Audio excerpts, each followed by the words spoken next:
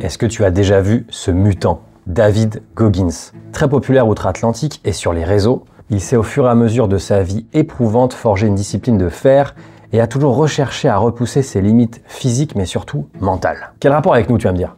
Attends un peu, tu vas comprendre où je veux t'emmener, mais d'abord je te raconte un peu l'histoire du personnage parce que ça vaut vraiment le coup. Né en 75 dans un contexte familial particulièrement violent, il subira les excès de colère de son père pendant de longues années écorchantes. Lorsqu'il avait 8 ans, sa mère décida de quitter finalement le foyer familial pour éviter le pire. Les débuts ne furent pas faciles et il subit dans cette nouvelle vie la pauvreté, le harcèlement ainsi que l'échec scolaire, sans parler du racisme omniprésent. Il n'avait pas forcément tiré les meilleures cartes pour son début de vie, mais c'est aussi ce qui forgera sa détermination et son mental hors norme plus tard. Mais ça va pas commencer par de nombreuses victoires. En difficulté scolaire et après de nombreux échecs, fruits de rabaissement et en cruel manque d'encouragement, il prit énormément de poids et va travailler pour une société de dératisation et d'hygiène qui lui fit vivre quelques moments surprenants pour ne pas dire infernaux. À presque 140 kg pour 1,88 m, cerné par les mauvaises habitudes alimentaires et après un épisode de cafard assez marquant, il décida de prendre un virage dans sa vie. Il chaussa ses baskets et sortit pour entreprendre un footing, mais il fut incapable de dépasser 400 mètres. Ses mauvaises habitudes depuis plusieurs années ne lui ayant pas rendu service. Depuis toujours inspiré par l'armée et les nombreux spots publicitaires militaires louant la combativité, la détermination, le dépassement de soi, il voulut à tout prix rejoindre les SEAL de la Navy, connus comme étant des combattants aux entraînements éprouvants. Mais il y avait quand même un sacré mur car il devait perdre environ 50 kg en 3 mois pour tenter de rentrer au prochain stage de préparation et avec une capacité de course de 400 mètres, il faillit renoncer une nouvelle fois. Mais pour la première fois de sa vie, il décida d'inverser la donne et comme il le dit aujourd'hui, le doute est une réaction naturelle à n'importe quelle tentative de changer sa vie pour le meilleur. Il réussit ce premier défi gargantuesque et ce fut le début de nombreuses victoires malgré un parcours semé d'embûches.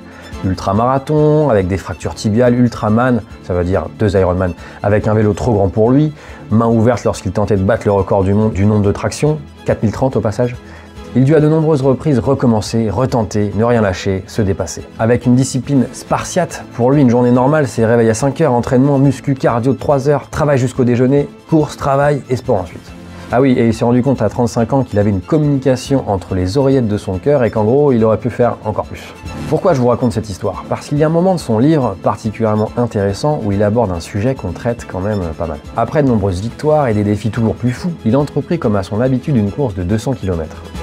Mais cette fois, tout ne se passa pas comme prévu et même s'il avait déjà subi des échecs, il y avait quand même quelque chose de nouveau et plutôt inquiétant. Au 84e kilomètre, ce qui est quand même pas mal en vrai, impossible pour lui d'aller plus loin, trouble de la vision, de l'équilibre, son corps ne répondait plus de la même manière et il lui était impossible de continuer. Un long séjour à l'hôpital ne permit pas de déceler ce dont il souffrait, il n'avait quasiment aucun signe d'une défaillance quelconque de son corps. Il consulta d'autres spécialistes, fit d'autres analyses mais ne put trouver ce qui l'empêchait de se dépasser à nouveau. Le seul indicateur pour lui était qu'il était aussi souple qu'une belle bûche et qu'il était incapable de faire un seul étirement basique. Vous me voyez venir? Il se rappela alors qu'il avait croisé la route d'un certain Joe Hippensteel, un ancien décathlonien qui avait été sélectionné pour les JO et qui entraînait les SEAL à l'époque où il y était. Hippensteel avait subi de nombreuses blessures dans sa carrière sportive et avait réussi à s'en sortir grâce à un travail de recherche d'amplitude et de mobilité personnalisée. Goggins se rappela qu'Hippensteel avait bien bloqué sur lui en lui disant qu'il faudrait des centaines d'heures d'étirement pour pouvoir relâcher son corps contracté dans tous ses tissus. À l'époque, Goggins ne prêta pas beaucoup attention à Hippensteel et décida de continuer sur sa ligne conductrice bourriner, bourriner, bourriner. Car pour lui, les étirements, le travail de stretching et d'amplitude articulaire étaient synonymes de baisse d'explosivité et donc de performance. C'est dans sa chambre d'hôpital et en se rendant compte qu'il n'était même pas capable de croiser une jambe sur l'autre debout, qu'il décida de s'y consacrer, et à sa manière, forcément. Il s'enchaîna des séances d'assouplissement, de mobilité, parfois jusqu'à 12 heures par jour, à la Goggins quoi. Peu à peu, il reprit le contrôle de son corps et put relancer sa carrière d'ultramarathonien. Il rapporte lui-même qu'à 33 ans, avec déjà un beau parcours de coureur, il mettait 5 minutes et 20 secondes pour faire 1 km et que 10 ans plus tard, après avoir travaillé sa mobilité et retrouvé un corps souple et fonctionnel, il courait à une allure de 4 minutes 30 du kilomètre sans aucune difficulté. Il recroisa la route d'Hippensteel quelques années après et ce dernier lui dit qu'il était devenu comme un steak congé dans une poêle et donc dans lequel le sang avait du mal à circuler, notamment dans des compétitions extrêmes. Je voulais vous partager cette anecdote qui me paraissait intéressante. Bien sûr, ce personnage est un exemple extrême et les assouplissements et la mobilité ne sont pas la réponse à tous nos maux.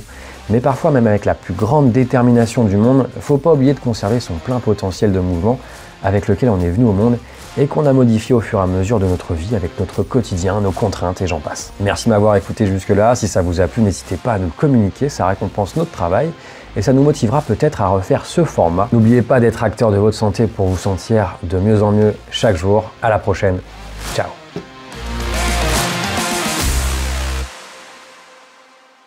When you're running, you run for hours. Days. What days?